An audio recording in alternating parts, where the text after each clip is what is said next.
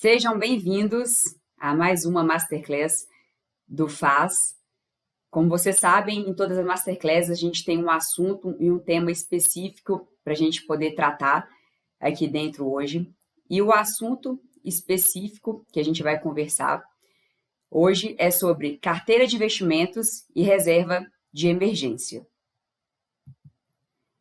Quando a gente fala de carteira de investimentos, existe uma infinidade de assuntos e informações dentro desse âmbito do mercado financeiro, que se deixar a gente viraria várias aulas, vários dias conversando aqui, e como a gente vai ter uma infinidade de masterclass, a gente vai aproveitar para ir destrinchando de forma específica cada um dos temas que a gente pode tratar dentro da parte de carteira de investimentos.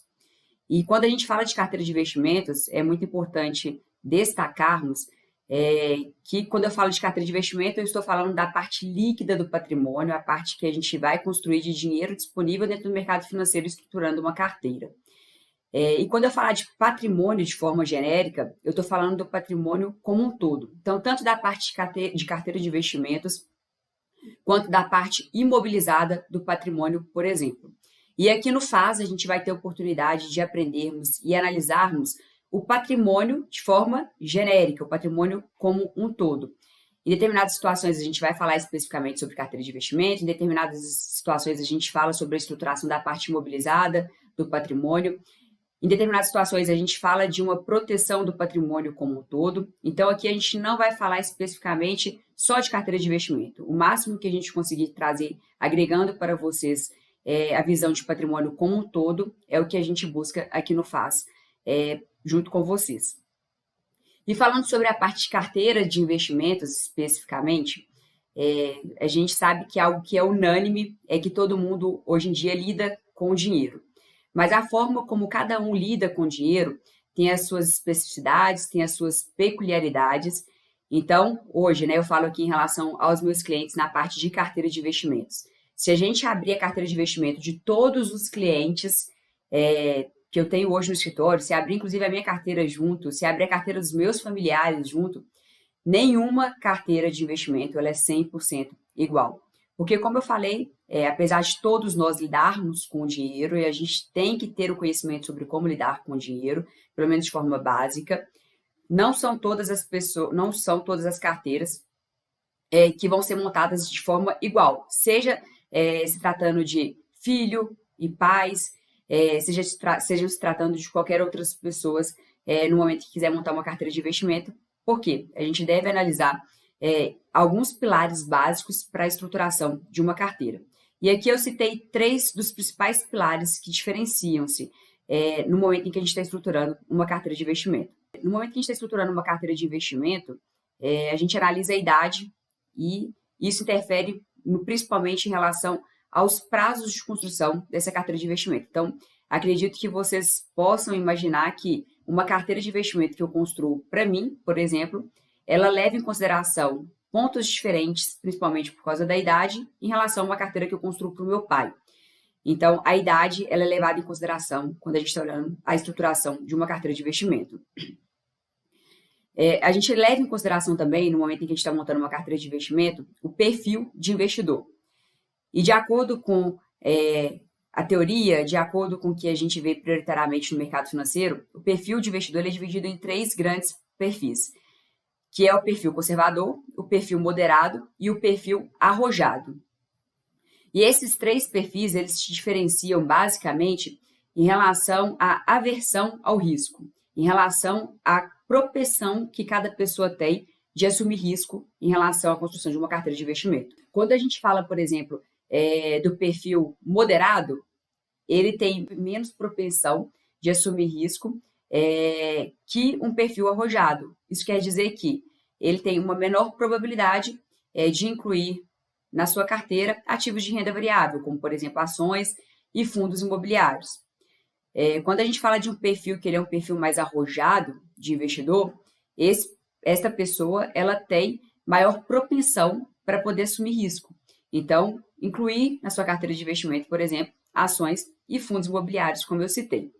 Em relação ao planejamento patrimonial, A gente analisa nesse tópico especificamente quais são as metas e, consequentemente, quais são os objetivos que as pessoas têm em relação à sua construção patrimonial e qual que é o prazo da alocação.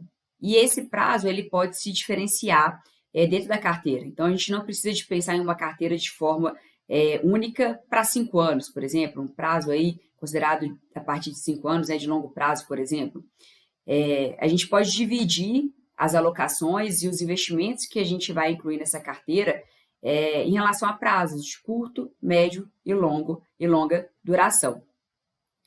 E isso, direcionando cada um dos investimentos, cada um dos ativos que a gente vai ter na carteira para metas e objetivos diferentes. Então, quando a gente olha, especificamente aqui para esses 3 principais pilares, a gente já consegue perceber que não tem como a gente traçar uma receita de bolo para uma carteira de sucesso. Inclusive, se entrasse alguém aqui hoje nessa Masterclass e falasse para vocês que a pessoa ela tem uma receita de sucesso de uma carteira que é vencedora. Essa carteira, ela realmente, apesar de muitas fraudes, muitas mentiras que a gente escuta no mercado, pode ser que especificamente essa carteira ela seja uma carteira de sucesso. Mas não necessariamente vai ser uma carteira de sucesso para você. Por quê? Pode ser que essa carteira ela é uma carteira de sucesso e que ela demande, por exemplo, um prazo de alocação de 5 anos, de 10 anos, deixando seu recurso travado. Já para você, você tem uma necessidade, por exemplo, de liquidez imediata do seu recurso. Então, para você, isso já faz diferença, porque você pode ter a necessidade de vir a sair dos investimentos que estão constituídos nessa carteira de 5 ou 10 anos e sair com deságio, com prejuízo, por exemplo, ou às vezes nem ter liquidez para sair desses investimentos. Então, não necessariamente essa carteira que é uma carteira de sucesso para a pessoa que está falando, vai ser para você também. Então, a gente sempre tem que analisar de forma individual e de forma personalizada a construção de uma carteira de investimento. Não tem como ser um Ctrl+C, Ctrl+V, replicando carteiras para todas as pessoas. E aí, eu sempre falo que existe um segredo para a gente construir a nossa carteira de investimento e também falo que existe um segredo quando a gente fala da parte orçamentária. E quando eu falo da carteira de investimento, o principal segredo para a construção de uma carteira de investimentos é a diversificação. É aquele famoso ditado: nunca concentrar todos os ovos em uma cesta só. Aí, nesse sentido, até coloco aqui a frase de Warren Buffett, que é um dos maiores investidores do mundo. E ele fala: nunca deposite todos os seus ovos numa única cesta. E isso fica claro da gente ver, por exemplo, em uma situação como a pandemia. Então, a diversificação foi extremamente importante para que as carteiras elas continuassem performando bem, mesmo em um cenário de risco e incerteza, assim como foi o cenário de início de pandemia, ápice de pandemia. Se você concentra todos os seus ovos em uma única cesta, se aquele determinado investimento, se aquele determinado ativo ele não performa muito bem, a sua carteira ela não vai ter um bom resultado. Se você diversifica a sua carteira e se um ativo, um investimento específico, ele não performa muito bem e outros ativos estão performando bem, você consegue, por causa da boa performance de um determinado ou vários determinados grupos de investimentos dentro da sua carteira, ter uma rentabilidade média global satisfatória da carteira como um todo, apesar de ter ativos que não estão performando bem. Então, é importantíssimo, a gente só consegue ter sucesso efetivamente em uma carteira se a gente diversificar. Então, o que vai fazer a gente ganhar o jogo é a diversificação dentro da nossa carteira de investimento. E aí, até aproveitando, e recapitulando, como eu falei sobre orçamento, o segredo do sucesso dentro de um orçamento é como a gente faz a gestão do que a gente gasta. E aí eu sempre falo, provavelmente algumas pessoas aqui já me ouviram falar sobre isso. Mais importante do que quanto a gente ganha é como a gente gasta e o controle que a gente tem dos nossos gastos. Então, segredo para uma carteira de investimentos, diversificação. Segredo para o nosso orçamento é olhar e fazer uma boa gestão dos nossos gastos. Eu sempre vou fazendo essas conexões para criar uma linha de raciocínio para vocês e a gente conseguir passar o conhecimento, vocês absorverem o conhecimento e, o mais importante, colocá-lo em prática na vida financeira de vocês. E aí, como falamos do perfil de investidor, é legal a gente fazer uma conexão aqui e recapitular sobre o perfil financeiro, para que a gente não faça confusão. Quando a gente fala de perfil financeiro, existem 3 principais grupos de perfil financeiro, que é o perfil gastador, o perfil despreocupado e o perfil comprometido. O perfil gastador é aquela pessoa que gasta mais do que ela recebe, então tem um gasto superior às suas receitas e, na maioria das vezes, essa pessoa pode estar até endividada. O perfil despreocupado é aquela pessoa que ela não gasta mais do que ela recebe, mas ela também não consegue poupar. É aquela famosa pessoa que quando chega o último dia do mês e sobra R$ 1 na conta, a pessoa ela tem o prazer de sair de casa e comprar ao menos uma bala para poder ver a conta zerada no final do mês. E em contrapartida, a gente tem o último perfil, que é o perfil financeiro comprometido, que é aquela pessoa que ela consegue poupar, ela gasta menos do que o que ela recebe mensalmente. A gente fala que ela vive um degrau abaixo daquilo que ela tem de ganhos mensal. Essa pessoa consegue poupar, essa pessoa consegue passar para o próximo nível, que é o de investimento, que é o de construção da sua carteira de investimento. E para a gente construir uma carteira de investimento, a gente tem que conhecer o nosso perfil de investidor, que, como eu falei anteriormente, ele é dividido em 3 grandes grupos, que é o perfil conservador, moderado e arrojado. Esses 3 perfis, eles podem ser desmembrados em mais perfis dentro de alguma instituição, dentro de algum determinado conteúdo que vocês estejam vendo, para conseguir dar mais especificidade para cada um deles. Mas, na grande maioria, vocês vão encontrar esses 3 perfis classificando aí os investidores. E aí até coloquei mais um parágrafo aqui falando, né, justamente que não existe uma receita de bolo quando a gente fala de construção patrimonial. Se a gente quer ter sucesso, a gente precisa de analisar de forma individual, de forma personalizada, porque cada pessoa tem característica diferente em relação à sua construção de patrimônio. E partindo agora, então, né, para a parte de construção, efetivamente, da nossa carteira de investimento. O primeiro passo para a gente conseguir construir uma carteira de investimento é a gente fazer um planejamento financeiro. Quando a gente fala de planejamento financeiro, uma ferramenta importantíssima para a estruturação do nosso planejamento financeiro é o nosso orçamento. Inclusive, dentro da plataforma do FAS, para quem gosta de utilizar Excel, a gente teve o cuidado de estruturar uma planilha de Excel, um orçamento, né, uma planilha orçamentária que é extremamente analítica, para que justamente vocês consigam ter sucesso fazendo esse planejamento financeiro. Então, vocês conseguem lá traçar quais serão as suas receitas, quais serão os seus orçamentos para os próximos 5 anos. Pode até assustar, né, quando a gente fala de 5 anos. Mas se você não conseguir ter esse horizonte de tempo, esse horizonte temporal para a construção do seu orçamento, comece pensando pelo menos nos primeiros 12 meses, no primeiro ano de estruturação orçamentária. E após isso, a gente vai consolidando os próximos anos. Lembrando, né, que o orçamento ele é um planejamento, ele é uma previsão do que a gente vai ganhar e de como a gente vai fazer o gasto daquilo que a gente vai ganhar através dessa ferramenta que é o orçamento.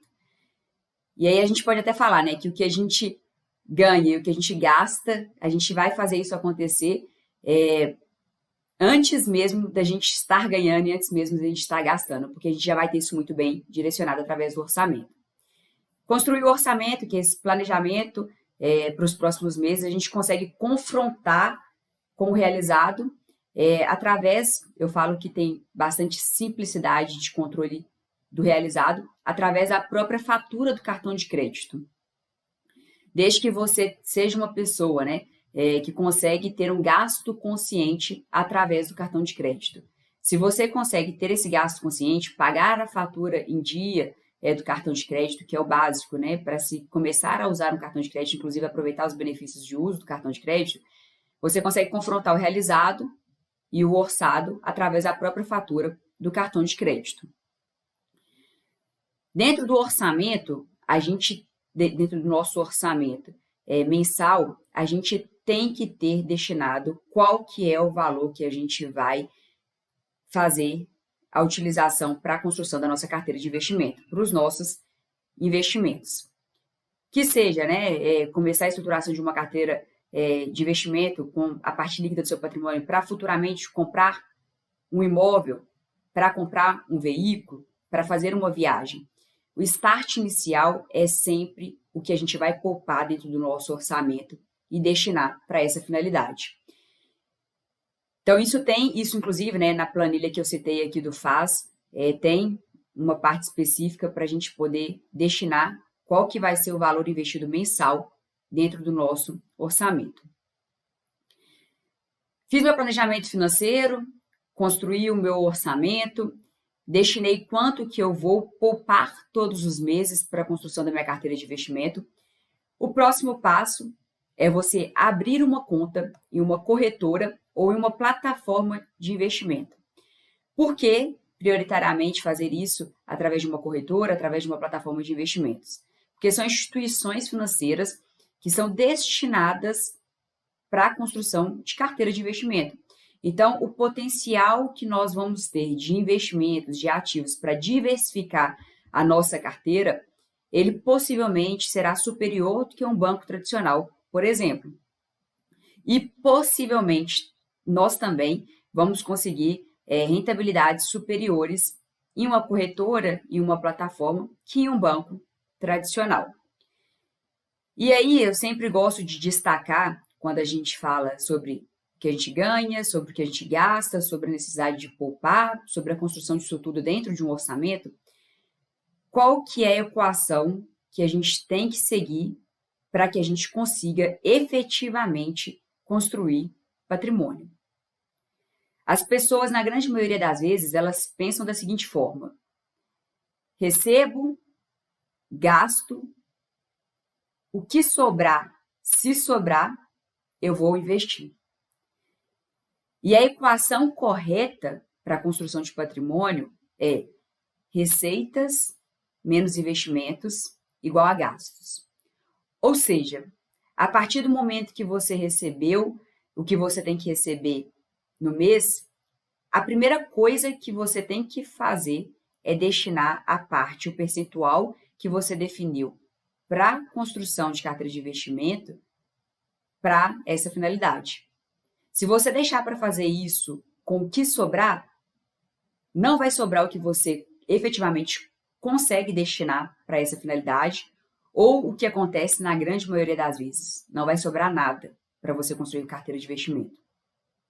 Então, todos os meses, a gente tem que destinar inicialmente, antes de priorizar os nossos gastos, o que a gente vai construir para o nosso, o que a gente vai colocar, né, para a construção da nossa carteira de investimento e para o nosso patrimônio como um todo. Inclusive, aqui no FAS, a gente até criou o dia do Pague-se Primeiro, justamente para que a gente possa lembrar todas as pessoas de se pagar primeiro antes de realizar qualquer gasto. E, com isso, conseguir construir o patrimônio. Esse lembrete ele é ativado de forma gratuita, e se vocês que estão aqui na nossa comunidade FAS ainda não estão recebendo esse lembrete, pode nos contactar que a gente ativa esse lembrete para vocês também, e a gente faz isso para todas as pessoas, inclusive. É uma forma da gente conseguir agregar valor e transformar a vida financeira de várias pessoas, independente de estar ou não aqui junto com a gente na comunidade FAS.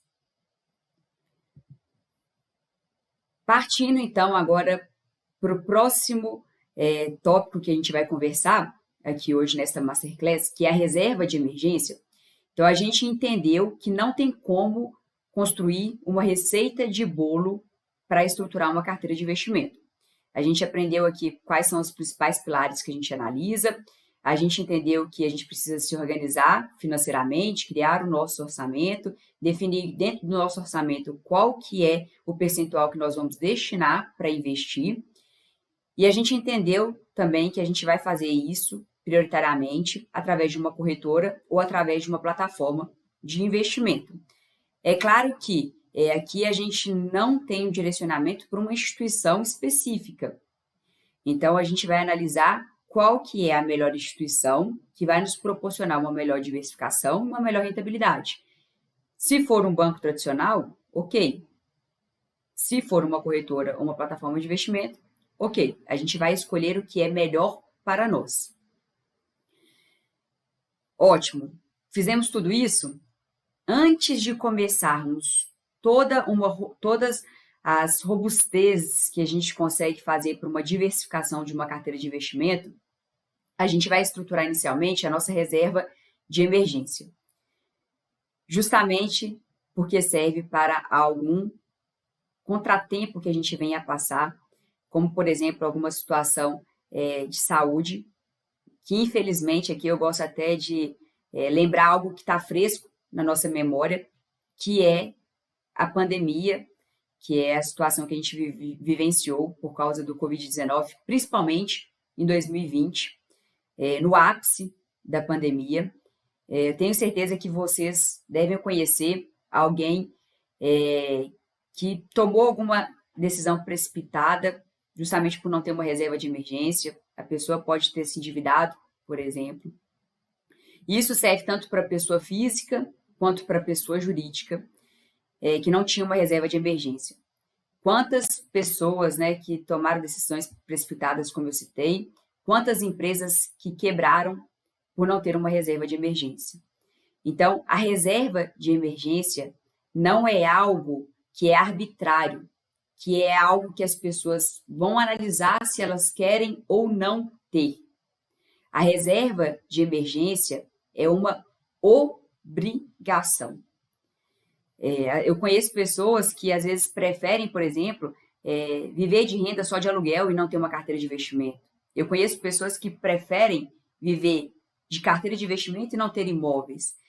Como eu falei, não existe uma receita de bolo, cada caso é um caso, a gente tem que analisar de forma individual.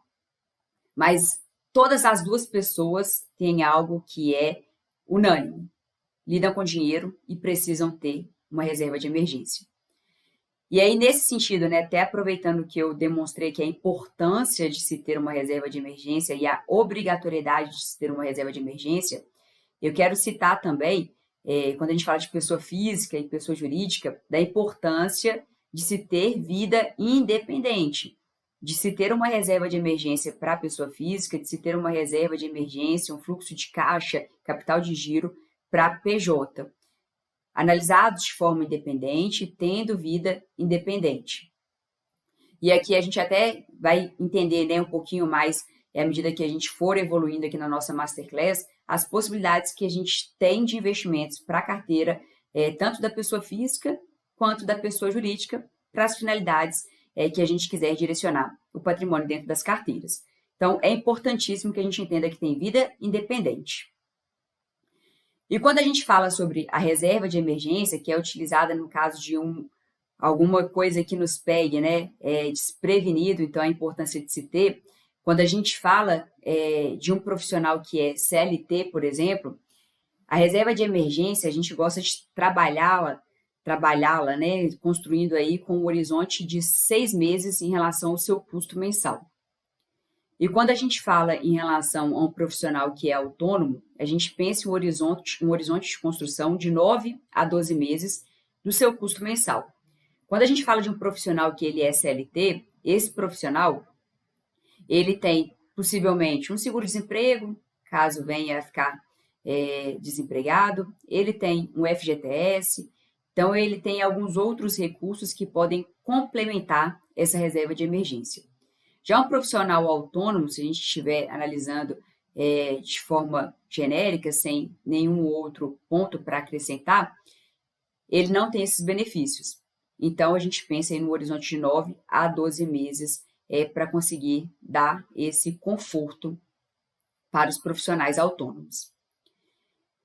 E quando a gente fala de reserva de emergência, então a gente já entendeu a importância de se ter, a importância de poupar para construir inicialmente essa reserva de emergência, qual que é o valor que a gente vai ter poupado, o montante total que a gente vai ter poupado destinado para a reserva de emergência, quais são, então, os investimentos que a gente tem que alocar para a gente construir a nossa reserva de emergência. E aqui embaixo, ativos para alocação, a gente tem alguns exemplos de opções de investimentos que a gente pode incluir dentro da nossa carteira de investimento para a construção da reserva de emergência. Primeiro exemplo aqui é o Tesouro Selic, conhecido como LFT, que é um investimento aí que nos entrega basicamente rentabilidade 100% da Selic. Nós temos também como opção os fundos de investimentos de renda fixa, DI, então que são fundos de investimentos de renda fixa, como eu falei, que tem liquidez, então a gente consegue retirar o recurso quando a gente precisar, até voltando aqui na LFT, né, assim como a LFT também tem liquidez, que é o pilar para a construção de reserva de emergência, que é não ter risco o investimento e ter liquidez imediata para a gente utilizar caso a gente venha precisar. E outras opções que a gente tem também de investimentos para a construção da reserva de emergência é o CDB, LCI e a LCA, com liquidez, como eu falei. E esses três aqui que são tradicionais, possivelmente aí quem já tem algum investimento em banco, já ouviu falar sobre esses três aqui, porque são os tradicionais utilizados em bancos. E aí, quando a gente fala, eles são até marcados, né, o CDB, LCI, LCA, porque como a gente tem a limitação de tempo aqui em relação à Masterclass, hoje a gente vai dar prioridade para falar especificamente de CDB, LCI e LCA, e à medida que a gente for passando sobre esse assunto em outras Masterclass, a gente também vai falando sobre os outros investimentos. A gente vai adentrando em todos eles também, para a gente ter conhecimento. E por que eu quero começar com o CDB, LCI e LCA? Justamente porque tem gente vendendo planilha para poder mostrar como que a gente faz o cálculo de qual que é a melhor rentabilidade em um CDB, ou uma LCI, ou uma LCA. Muitas pessoas ludibriando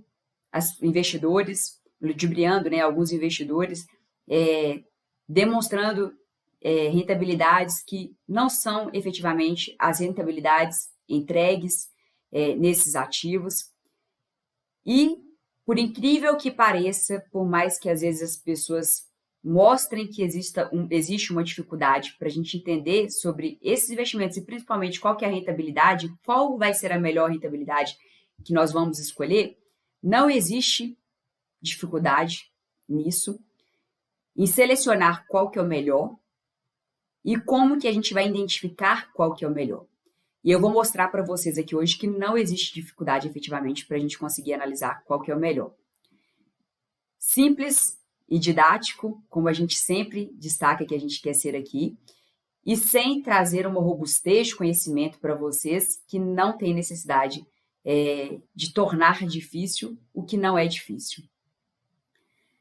E aí, antes da gente falar especificamente aqui sobre CDB, LCI e LCA, eu quero aproveitar para a gente retomar alguns principais conceitos de educação financeira e a gente conseguir entender, como eu falei com vocês, com bastante simplicidade e de forma clara, como analisar um CDB, uma LCI e uma LCA.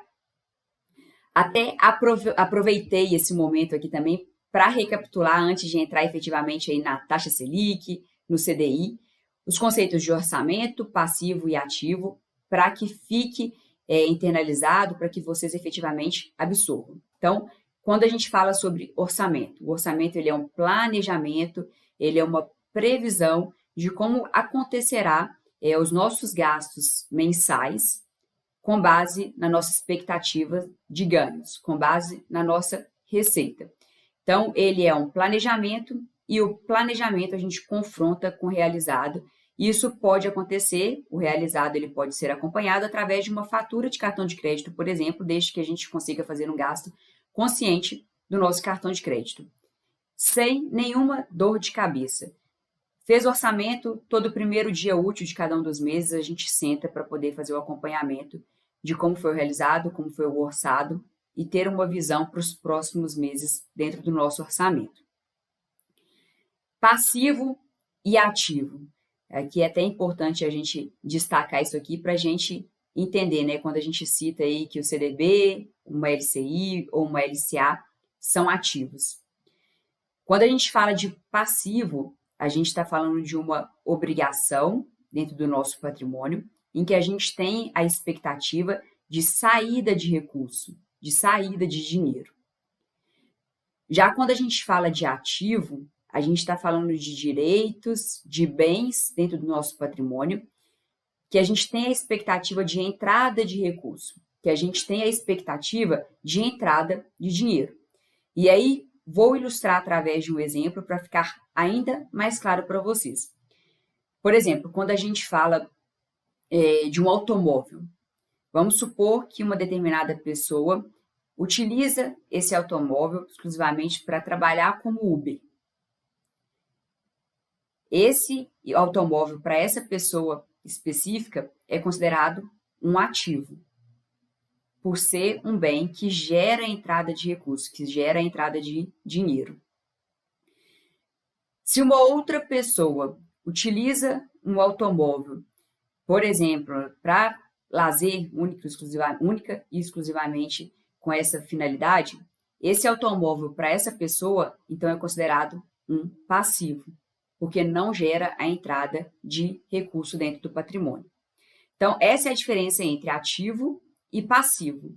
E aí, por algumas vezes aqui, a gente vai falar chamando, né, o que a gente tem na nossa carteira de investimento como investimento, ou chamando especificamente pelo nome que aquele investimento tiver, ou a gente vai chamar de ativo também.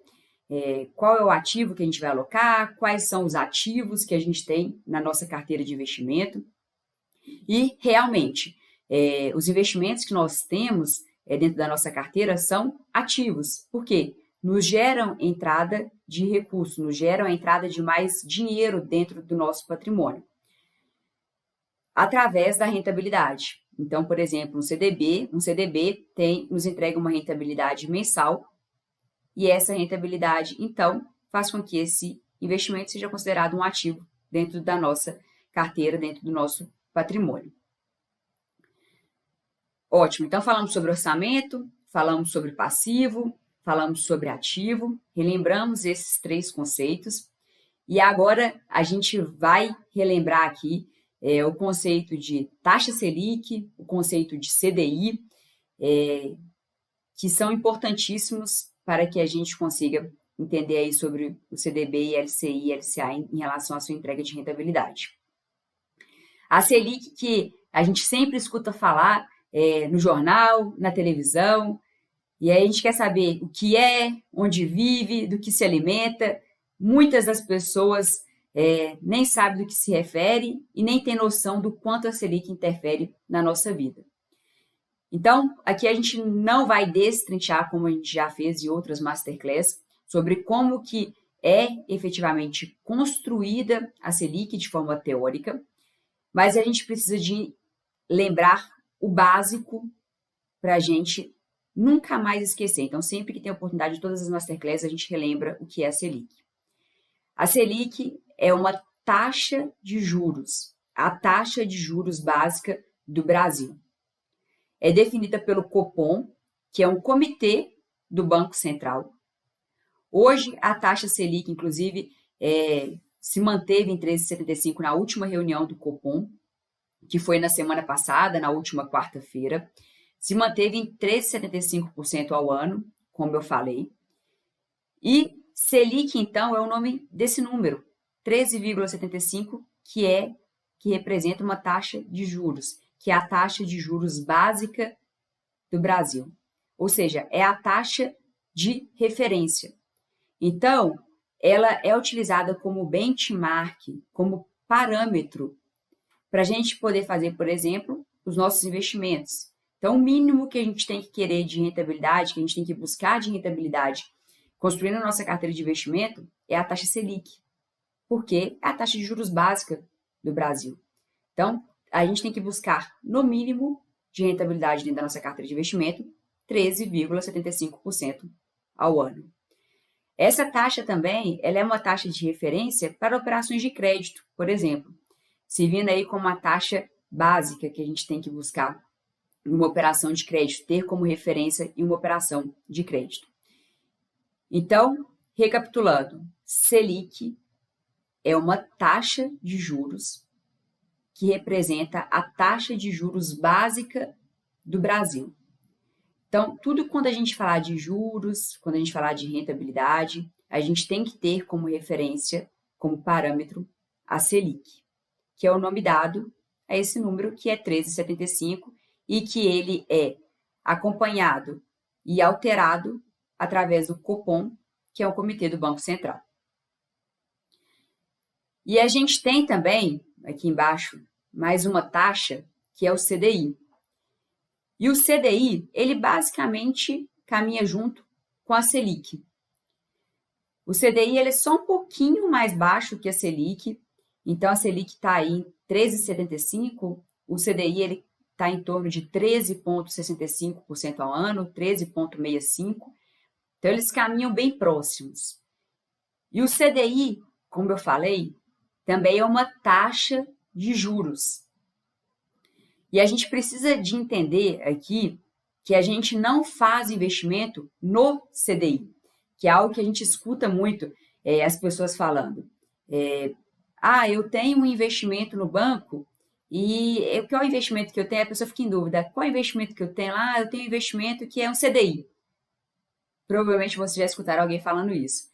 Eu tenho um investimento que é o CDI e aí ele me entrega de rentabilidade lá 100%, 110%, 105%. Na grande maioria das vezes, quando a pessoa é mais leiga, ela pode estar se referindo, por exemplo, a um CDB. A um CDB que entrega de rentabilidade 100% do CDI ou 105% do CDI, por exemplo. Então, CDI não é um investimento, não é uma alternativa, uma possibilidade de um ativo para incluirmos na nossa carteira. O CDI ele é uma taxa de juros que nós utilizamos como referência para fazer principalmente investimentos em renda fixa, como CDB, LCI e LCA. E quando eu falo que eu estou ganhando de rentabilidade, por exemplo, 100% do CDI, isso quer dizer que você está ganhando ao ano 13,65% como rentabilidade, considerando a taxa que eu falei, em que o CDI está a 13,65% ao ano. Então, você ter uma alocação em um banco, que é um CDB, por exemplo, que te entrega 100% do CDI como rentabilidade, você está ganhando aquela taxa como forma de rentabilidade, que é o CDI, que representa hoje 13,75%.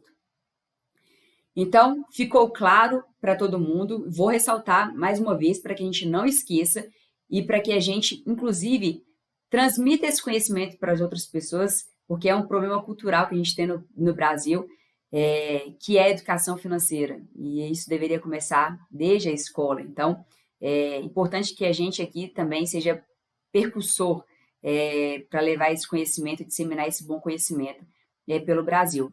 Então, Selic é a taxa de juros básica do Brasil, CDI é uma taxa de juros que caminha junto com a Selic e a gente não faz investimento no CDI. O CDI é uma taxa de juros que a gente utiliza como referência, como benchmark para fazer os nossos investimentos, principalmente em renda fixa. Ótimo. Dito isso, então, a gente vai partir aqui para uma análise de rentabilidade e de conhecimento sobre o CDB, sobre a LCI e sobre a LCA. E aí tem até 3 pontos que estão destacados aqui, que são os pontos mais importantes de diferenciação entre esses 3 investimentos. Vamos começar do começo. CDB aqui. CDB, que é o Certificado de Depósito Bancário, é um tipo de investimento, como já falamos, investimento que entra dentro da classe de renda fixa, um investimento de emissão bancária, e é um investimento que nos 30 primeiros dias teremos a incidência de IOF e teremos imposto de renda, que vai acontecer de forma regressiva e acontece no momento do resgate desse investimento. Então, CDB tem IOF nos 30 primeiros dias e não é um investimento isento de imposto de renda. É um investimento que tem imposto de renda. LCI. LCI, que é a letra de crédito imobiliário, é um investimento que tem IOF nos 30 primeiros dias, assim como o CDB. Porém, diferente do CDB, não tem imposto de renda. Então, é um investimento isento de imposto de renda. E a gente também tem a LCA, que é a letra de crédito do agronegócio, que é um investimento isento de IOF e que tem imposto, que não tem imposto de renda, é isento de imposto de renda também. Então, tanto a LCI quanto a LCA são investimentos isentos de imposto de renda. E o CDB e a LCI têm IOF nos 30 primeiros dias. Tanto o IOF quanto o imposto de renda são investimentos que são tributos que são cobrados de forma regressiva nesses investimentos. Então, à medida que o tempo vai passando, a alíquota que incide sobre o ganho, que o imposto incide apenas sobre o ganho, todos esses dois, ele vai diminuindo, a alíquota ela vai diminuindo. Então, IOF e imposto de renda incidem apenas sobre o ganho e acontecem de acordo com uma cobrança de tabela regressiva. Aí vamos aqui agora, então, falar sobre os 3 investimentos, recapitulando, para a gente passar para o próximo slide. CDB tem incidência de imposto de renda, LCI e LCA não têm incidência de imposto de renda. Vocês vão até ver que no exemplo que a gente vai dar, que até para ficar mais claro a ilustração e a gente conseguir entender, a gente vai considerar um investimento que acontece de forma superior a 30 dias e que não tem incidência de IOF, justamente para facilitar a nossa análise. Mas, se você estiver pensando em um investimento que é inferior, a necessidade de resgate é inferior a 30 dias, então a gente tem que olhar com bastante carinho aqui para a LCA e identificar, né, se a rentabilidade líquida que a gente está tendo aí é satisfatória para o nosso investimento dentro desses 30 dias, considerando que não vai ter IOF. Porque o IOF, nos 30 primeiros dias, basicamente, irá consumir quase todo o seu ganho que você tiver de rentabilidade em um investimento. Então, considerando que o CDB tem imposto de renda, que a LCI e a LCA não têm imposto de renda, a gente vai seguir aqui a nossa Masterclass, apresentando aqui uma análise, uma possibilidade de um investimento em um CDB de 110% do CDI e uma LCI e uma LCA de 90% do CDI. Então, vamos supor que a gente tem uma conta aberta em uma plataforma de investimento e a gente encontrou como alternativa de investimento dentro desta plataforma um CDB que vai nos entregar 110% do CDI e uma LCI ou uma LCA que vai nos entregar 90% do CDI como rentabilidade. Qual que é a melhor opção de investimento, considerando essas duas alternativas que nós temos? Possivelmente, se a gente fosse perguntar para a grande maioria dos brasileiros qual que é a melhor alternativa que a gente tem de investimento aqui, considerando o que a gente tem apresentado e considerando que as pessoas elas não possuem um conhecimento prévio sobre o que é um CDB, sobre o que é uma LCI ou LCA e sobre a incidência de imposto que tem em um determinado ativo e não tem em outro, a pessoa responderia que a melhor opção de investimento nessa situação aqui é o CDB, porque ele entrega 110% do CDI, o que é superior, olhando apenas para isso aqui, que 90% do CDI. Porém, o que é que eu quero que vocês concluam aqui nessa Masterclass, falando de reserva de emergência e falando especificamente de análise de CDB, LCI e LCA? Que não tem como a gente responder de prontidão qual que é a melhor opção nesse caso, quando a gente vê um CDB, quando a gente vê uma LCI, uma LCA com essa rentabilidade, ou que seja 120% do CDI, por exemplo, e 95% do CDI, considerando uma LCI e uma LCA, não importa, a gente não consegue responder de prontidão qual que é a melhor alternativa. A gente precisa analisar considerando o prazo da alocação. E aí a gente parte aqui para o próximo slide.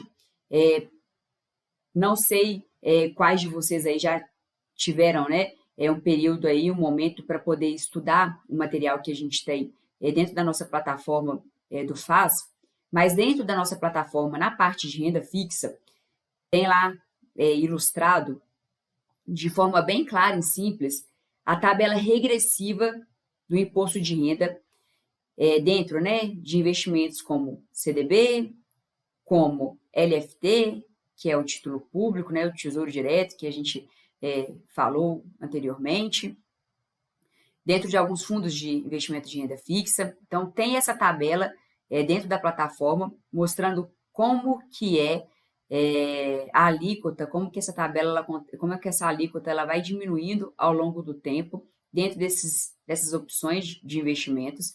Inclusive, aqui até, basicamente, peguei a planilha que tem lá dentro da parte de renda fixa da plataforma e coloquei aqui, incluindo essas opções que eu quero que a gente analise aqui agora juntos.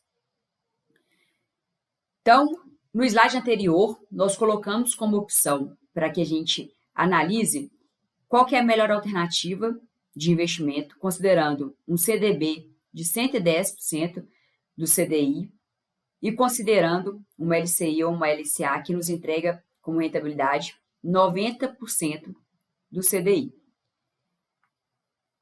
Considerar, e vão até aqui para o asterisco, né, para a gente entender que a gente está considerando um prazo superior a 30 dias, então não tem incidência de IOF, por isso mesmo que a gente está considerando aqui, ó, de forma conjunta, a LCI e a LCA. E uma diferença que a gente não consegue eliminar é que o CDB ele vai ter incidência de imposto de renda e a LCI e a LCA não vai ter incidência de imposto de renda.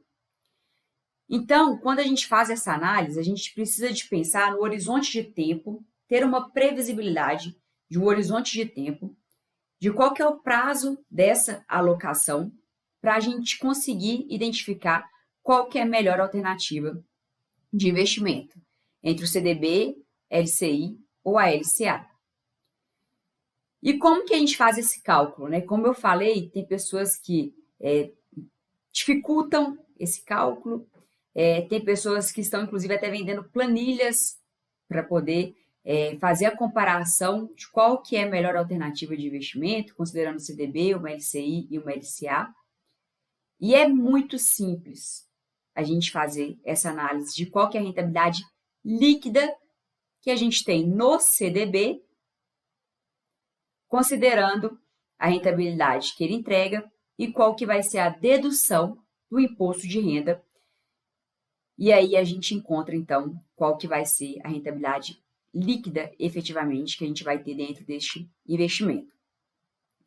Então, aqui nesse caso, nesse exemplo que a gente citou, a gente tem um CDB que está entregando aí 110% do CDI como rentabilidade.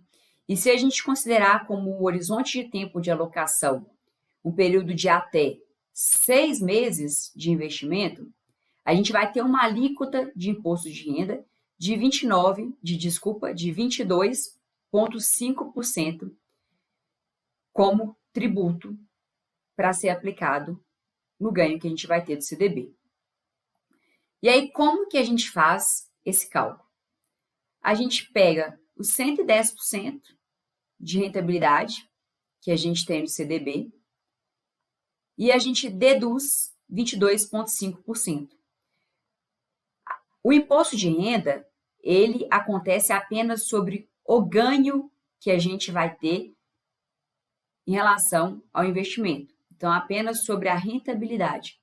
Então, vocês podem deduzir desses 110%, porque ele não vai ser o que vocês vão ter efetivamente de ganho, o imposto de renda.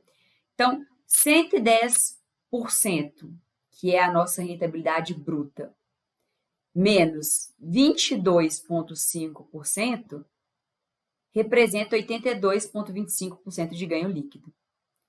Então, 110% é o bruto Desses 110%, você tira 22,5%. Então, o que você vai ganhar líquido efetivamente de rentabilidade nesse CDB é 85,25% em relação ao CDI. Se a gente considerar um horizonte de 181 dias até 360 dias, um ano, a alíquota do imposto de renda é de 20%. Considerando, então, a nossa rentabilidade bruta no CDB de 110%, isso quer dizer que a gente vai ter uma rentabilidade líquida de 88% do CDI, ou seja, 110 menos 20%. Líquido teremos 88% do CDI como rentabilidade. Se considerarmos, então, um prazo de 361 dias até 720 dias, que aí a gente está falando de 2 anos, então de 1 a 2 anos como prazo de alocação, o imposto de renda, a alíquota do imposto de renda é de 17,5%. Isso quer dizer, então, que a gente vai ter líquido 90,75% do CDI como rentabilidade. 110%, que é o bruto, menos 17,5%, que é a alíquota do imposto de renda. Então, a gente vai ganhar 90,75% efetivamente como ganho líquido. Por fim, se o nosso investimento ele tiver um horizonte de tempo superior a 2 anos, a alíquota de imposto de renda chega na parte mínima, né? Então, a alíquota é a mínima do imposto de renda, que é 15%, considerando essa tabela regressiva aqui. Isso quer dizer, então, que 110, que é o bruto que a gente tem de ganho nesse CDB, menos 15%, que é o imposto de renda que vai incidir sobre esse ganho, teremos, então, 93,5% do CDI como rentabilidade líquida dentro desse CDB. Então, aqui, a alíquota ela vai diminuindo ao longo do tempo. Como vocês podem ver, são 4 categorias de alíquota, diminui 2,5% à medida que o tempo vai passando, de acordo com o critério definido. E quando a gente analisa aqui a rentabilidade líquida que nós vamos ter efetivamente de ganho dentro do CDB e dentro da LCI, e aí até aproveitando aqui, né, dentro da LCI e da LCA, como a gente não tem nenhuma dedução tributária, em todos os horizontes de tempo, nós teremos como rentabilidade 90% do CDI líquido. E por que eu falei anteriormente que nós não conseguimos dar uma resposta de prontidão sobre qual que é a melhor alternativa de investimento entre esses dois cenários? Como vocês podem ver aqui, se a gente estiver falando de um horizonte de alocação de 6 meses, o investimento na LCI e na LCA irá ganhar. Nós vamos ter 90% do CDI como rentabilidade líquida. Se estivermos falando de um horizonte de tempo de até 1 ano, a LCI e a LCA continuam sendo a melhor alternativa de investimento nessa situação. Em contrapartida, se a gente falar de um cenário de investimento superior a 1 ano até 2 anos, aqui nesse cenário, o CDB começa a ser uma opção melhor que a LCI ou que a LCA, quando a gente analisa a rentabilidade líquida. E se a gente pensar em um horizonte ainda maior de prazo para alocação, 2 anos ou mais, a gente tem líquido como rentabilidade aqui, 93,5% do CDI contra 90% do CDI na LCI ou na LCA. Então, quando a gente vai fazer a análise de um CDB, uma LCI e uma LCA, a gente precisa comparar a rentabilidade líquida do CDB, porque o que a gente tem de ganho na LCI e na LCA já é líquido por não ter imposto de renda. Então, nesse caso aqui, basicamente, é o que serve em relação a análises de comparação quando a gente está falando de uma carteira de investimento. Não tem como a gente comparar garfo com colher. A gente precisa comparar investimentos semelhantes situações semelhantes e rentabilidades semelhantes para que a gente consiga retirar a melhor conclusão em relação às análises que nós estamos fazendo. E aí aqui nesse slide, então, comparando, né, CDB, LCI, LCA, conseguindo encontrar aqui qual que é a melhor alternativa de alocação, como fazer este cálculo para a melhor alternativa de alocação entre essas três opções de investimentos para a construção da nossa reserva de emergência especificamente, inclusive como alternativa para diversificarmos a nossa carteira de investimento, considerando aí a classe de renda fixa. A gente encerra, então, a nossa Masterclass de hoje, especificamente em relação a esse assunto de carteira de investimento, reserva de emergência e adentrando aí nessas opções de investimentos que são CDB, a LCI e a LCA.